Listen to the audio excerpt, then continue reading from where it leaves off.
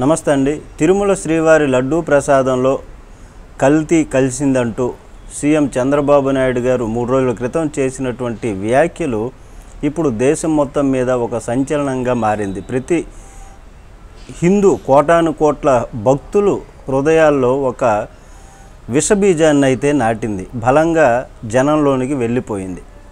అయితే తిరుమల లడ్డూ వివాదం అయిన మొదల నుంచి కూడా డిప్యూటీ సీఎం పవన్ కళ్యాణ్ అతి చేస్తున్నాడన్నటువంటి భావన ప్రతి ఒక్కరిలో ఇప్పుడు ఉంది. ఇదే చర్చిలో జరిగితే నువ్వు ఊరుకుంటావా అని జగన్ను పవన్ ప్రశ్నించడం, అలాగే మసీదులో జరిగితే మౌనంగా ఉంటారా అని అనడం, జగన్ను క్రిస్టియన్గా మాత్రమే చూడటం వెనుక పవన్ రాజకీయ ఎత్తుగడ ఉందని విమర్శలు వినిపిస్తున్నాయి. ఇప్పుడు తాజాగా దేవాలయాల ఆస్తులపైన కూడా పవన్ కామెంట్స్ విడ్డూరంగా ఉన్నాయని పలువురు విమర్శిస్తున్నారు. ప్రభుత్వ ఆస్తుల్ని తనఖాలు పెట్టేసినటువంటి గత పాలకులు దేవుడి మాన్యాలు ఆస్తుల జోలికి వెళ్లకుండా ఉంటారా అనేటటువంటి ఆరోపణలు చేయడం.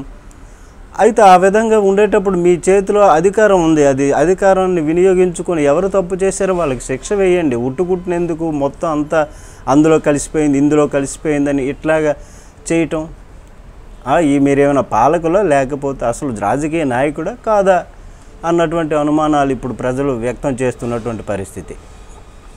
ప్రభుత్వ ఆస్తుల్ని తనఖాలు పెట్టారు, వాళ్ళ కోసం తనఖాలు పెట్టారా, ప్రభుత్వం ప్రజల కోసం తనఖాలు పెట్టారా, లేదంటే దేవుడు మాన్యాలు ఆక్రమించేశారా, కల్తీ జరిగిందా అన్నది రిపోర్ట్స్ ఉంటాయి. ఆ రిపోర్ట్ చూసి వాటిని బట్టి తేల్చుకొని వారికి తగినటువంటి శిక్ష వేయండి. అది ఆ రిపోర్టు తీయకుండా, ఆ రిపోర్ట్స్ ఎంక్వైరీలు చేయకుండా, విచారణ చేయకుండా మీ ఇష్టం వచ్చినట్లు అనేస్తామంటే కోటాను కోట్ల భక్తులు హృదయాలు చివుక్కుమన్నాయి. ఇప్పుడు ఈ పాపం ఎవరిది?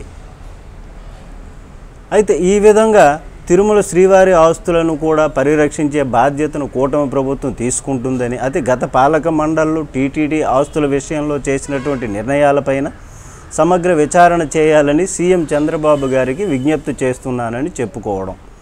ఏదైనా ఉంటే ఆధారాలు చేతిలో పెట్టుకొని ఆరోపణలు చేయాలి. అట్లా కాకుండా టీటీడీ ఆస్తులపై అవాకులు చెవాకులు పేలడం పవన్కు తగదు అనేటటువంటి విమర్శ సర్వస్త్ర ఇప్పుడు వినిపిస్తుంది.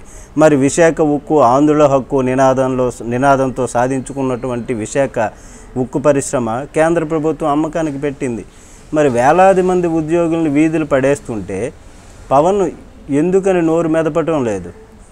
కుల మతాలకు అతీతంగా రాజకీయాలు చేయడం తమ పార్టీ సిద్ధాంతం అని ప్రకటించినటువంటి ఈయన అందుకు విరుద్ధంగా కుల మతాలతోటే రాజకీయం చేస్తాను అని అంటున్నాడంటే ఇప్పుడు ఆ భావన కలిగి ఉందంటే ఏమనుకోవాలి?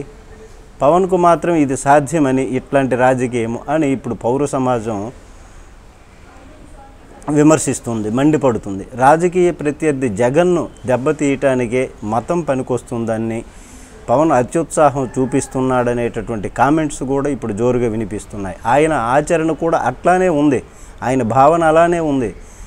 పవన్ నుంచి ఇంతకంటే గొప్ప విలువైనటువంటి విలువలను ఆశించలేమని ఆయన్ను దగ్గరగా చూస్తున్నటువంటి వారే చెబుతున్నటువంటి పరిస్థితి. ఇప్పుడు కేవలం కుల మత రాజకీయాలు చేసి రాజకీయంగా చంద్రబాబుకు లబ్ధి చేయడమే, అంటే చంద్రబాబుకు టీడీపీ పార్టీకి అనుబంధ సంస్థ మాత్రమే ఈ జనసేన.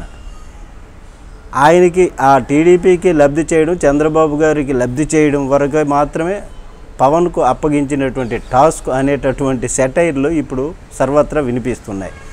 నమస్తే అండి.